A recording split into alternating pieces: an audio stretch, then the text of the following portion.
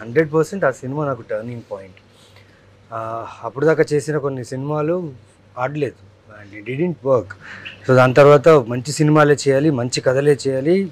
అది ఏంటంటే ఒక ఇన్ఫ్లుయెన్స్ ఉంటుంది, హీరోగానే చేయాలి, ఇలా ఉండాలి, ఒక యాక్షన్ చేయి, ఒక లవ్ స్టోరీ చేయి అని చాలామంది చెప్పేవాళ్ళు.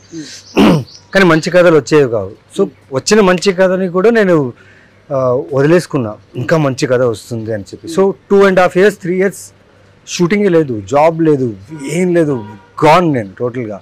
ఇంకా వెనక్కి వెళ్ళిపోవారా అనే చెప్పే స్టేజ్ దాకా అంటే ఆలోచించాను, ఏంట్రా ఏంటి పరిస్థితి ఇది, ఇక్కడ దాకా వచ్చి ఇంతవరకు చేసి పేరు గుర్తింపు వచ్చింది, కానీ ఇప్పుడు సినిమాలు లేవేంటి. ఆల్మోస్ట్ 2.5 years అండి, పిచ్చెక్కిపోయింది నాకు. ఆ టైంలో ఒక మేనేజర్ ఫోన్ చేసి, సార్ రేపు షూటింగ్ అండి 3 days రామోజీ ఫిల్మ్ సిటీలో వచ్చారు. షూటింగ్ 3 days ఏంటి భయ్యా, ఎవరు మీరు అంటే డైరెక్టర్ త్రివిక్రమ్ గారు అని పెట్టేశాడు. దాని తర్వాత కాల్ రాలేదు, నేనేం లైట్ తీసుకున్నాను, ఎవరు చేసి ఉంటారు అనేసి. ఆ సినిమా మిస్ అయ్యేదండి, అది నేను చేయనని చెప్పేసి పెట్టేశాను నేను. ఆ సినిమా వెళ్ళిపోయింది, ఇంకా నాకు దాని గురించి ఐడియా కూడా లేదు. సునీల్ గారు, యాక్టర్ సునీల్ గారు రాజా రవీంద్ర గారికి ఫోన్ చేసి, ఏంటి మీ వాడు త్రివిక్రమ్ గారు సినిమా చేయనని చెప్పాడంట కదా. ఆయన నాకు ఫోన్ చేసి, ఏంటి ఆ సినిమా మీరు చేయరన్నారు. లేదు సార్, ఎవరో ఇలా ఫోన్ చేశారు సార్, 3 days అన్నారు, ఎవరో తెలియని పెట్టేశాను సార్.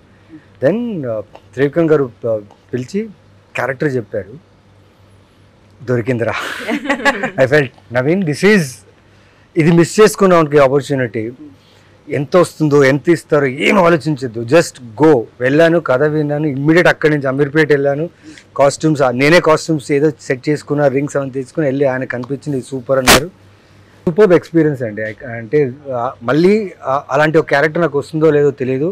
చాలామంది నా పేరు మర్చిపోయారు ఇప్పుడు ఆ సినిమా తర్వాత. అందరూ ఆంధ్ర వెళ్తే బాలరెడ్డి అనే పిలుస్తారు. ఏంటబ్బా బాలరెడ్డి, బాగుండవా, మంచిగా ఉన్నానంటే అట్లా ఉండి.